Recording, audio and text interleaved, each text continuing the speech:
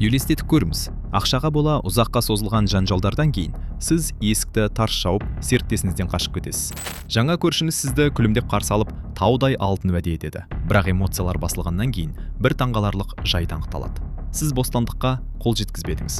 Жаңа көршіміз кілттерді алып қойған, әмияныңызды бақылайды, еңбегіңіздің құнын төмендетеді және өз тауарларын 3 есе қымбатқа сатып алуға мәжбүрлейді. Дәл осы метафора Ресей мен Қытайдың қазіргі макроэкономикалық қарым-қатынастарын өте жақсы сипаттайды. Теледидар экрандарынан триумфалды шығысқа бұрылу ретінде көрсетілген дүние іс жүзінде мінсіз құрастырылған экономикалық тұзаққа айналды және Ресей оған өз еркімен түсті. Тектоникалық ығысудың ауқымын түсіну үшін 2022 жылға дейін жүйенің қалай жұмыс істегеніне көз жүгірту керек. Мінсіз теңгерім 50 жыл бойы 200 мың шақырымдық құбырлардан тұратын қан айналым жүйесі Еуропаны арзан энергиямен қамтамасыз етті. Бұл классикалық өзара тәуелділік еді. Еуроодақ ресурстарға өте мұқтаж болды, ал Ресей еуропалық ақшаға. Екі тарапта да ықпал ету тетіктер болды. Механизмнің күйреуі 2022 жылы Еуропа бұл мәселені түбегейлі әрі қымбатқа шешті. Құбыр газы америкалық газге ауыстырылды, ал мұнай үшін жаңа жеткізушілер табылды. Негізгі клиентпен сауда-саттық нөлге жуық құлдырады. Ең үлкен және ең бай өткізу нарығынан айырылған Ресей ағындарды Азияға бұруға мәжбүр болды. Бірақ саяси риториканы ысырып қойып, құрғақ сандарға қарайтын болсақ, терең көп деңгейлі тәуелділіктің көрінісі байқалады. Ресурстардың орасан зор көлемі жаңа нарықтарға құйылды. Бір қарағанда бәрі жұмыс істеп тұрғандай, танкерлер жүзіп жатыр, сауда тоқтап қалған жоқ. Алайда бүгінде Ресейдің барлық мұнай экспортының 85% тек екі бағытқа, Үндістан мен Қытайға кетіп жатыр. Осы жерде қатыгез экономикалық заң монопсония іске қосылады. Бұл нарықта іс жүзінде бір ірі сатып алушы үстемдік етіп, ережелерді өзі белгілей бастайтын жағдай. Бейжің мұнаны өте жақсы түсінеді. Ресейлік мұнайдың бұдан басқа барар жері жоқ. Балама нарықтар сып алған Мәскеу бұрынғы нарықтық күшінен айырылды және енді ресурстарын үлкен жеңілдікпен беруге мәжбүр. Бірақ басты тұзақ мүлдем басқа нәрседе жасырынған. Егер жағдайға Қытайдың көзімен қарайтын болсақ, көрініс түбегейлі өзгереді. Ресей мұнай жеткізу бойынша көшбасшылар қатарына шықты. Бірақ оның қытайлық импорттағы үлесі қарапайым ғана 20%. Өкшесін басып, Сауд Арабиясы, Ирак, БАА және Бразилия келеді. Аспанасты елінің ресейлік ресурстарға ешқандай да сыни тәуелділігі жоқ. Газбен байланысты жағдай тіпті көрсеткіштік. Баға белгілеріне көз жүгірту жеткілікті. Егер Еуропа мен Түркияға газ 1000 текше метріне шамамен $400 кетсе, Қытай оны 240-тан $250 дейін алады. Жеңілдік шамамен 40%. Құпия қарапайым. Бейжіңге бұл газ онша қажет емес. Өйткені ол негізгі көлемді Қатардан, Аустралиядан және Түркменстаннан тұрақты түрде сатып алады. Сондықтан да Мәскеу үшін құтқарушы Сібір қуаты 2 жобасы қағаз жүзінде қалып қойды. Қытайлықтар ешқайда асықпайды және отынды ресейлік ішкі бағамен сатуды талап етіп, қолды бұрап отыр. Логикасы мызғымас. Тығырыққа тірелген сатушыға неге артық ақша төлеу керек?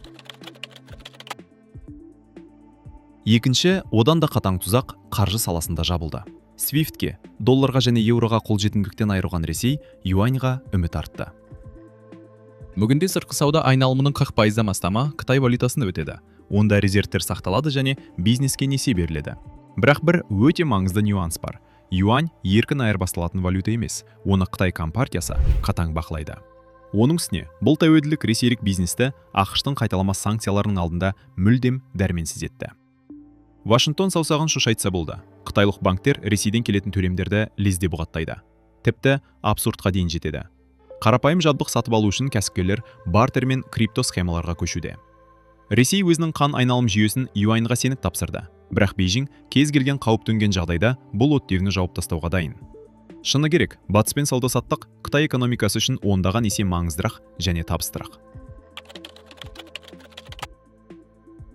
Үшінші, ең айқын қақпанды біз күн сайын дүкен сөрелерінен көреміз. Батыстық, жапондық және кореялық брендтердің жаппай кетуінен кейін орасан зор бостық пайда болды. Ал қытайлық бизнес оны жай ғана толтырып қойған жоқ. Ол абсолютті монополистке айналып, бәрін өзіне алып алды. Автокөлік нарығының құрғақ статистикасына көз жүгіртейік. 2021 жылы Ресейде 1,7 миллион жаңа көлік сатылды. Оның ішінде қытайлық көліктер небәрі 115 мыңды құрады. Бұл үлкен, бәсекелестігі жоғары алаңда небәрі 7%. Бүгінгі таңда нарық көлемі жылына шамамен 1,15 миллион автокөлікті құрайды. Бірақ Қытай бұрынғыдан келген брендтердің үлесі 51%-дан асып түсті. Ал егер отандық ладаны жақша сыртына шығаратын болсақ, онда Хаваль, Черри, Джили және олардың ағайындары шетелдік көліктер нарығының іс жүзінде 100% бақылайды. Бәсекелестік енді жоқ. Зауыттардағы жағдай одан да драмалық. СББ бар металл өңдеу станоктарының импортын алайық. 2022 жылға дейін Ресей оларды жаһандық деңгейде сатып алатын. Германиядан, Жапониядан, Тайваньнан. Ол кезде Қытайдың үлесі әрең дегенде 20%-ға жететін. Бүгінде ол 80%-ық шектен асып түсті. Уәде етілген импортты алмастыру кереметі орындалмады. Ел жай ғана ашаны батыстық розеткадан суырып алып, оны толығымен қытайлық розеткаға сұқты. Өздеріне балама жоқ екенін түсінген азиялық жеткізушілер тұзақты жауып, қатаң шарттарда қоя бастады. Амалсыздық үшін үстеме баға. Юань мен доллардағы сату бағалары арнайы ресейлік сатып алушылар үшін 20-дан 30%-ға дейін шарықтап кетті. Ешқандай жеңілдіктерсіз 100%-ық алдын ала төлем талап етіледі. Бұрын еуропалықтар ұсынған икемді шарттар туралы ұмытуға болады. Технологиялық бопсалау.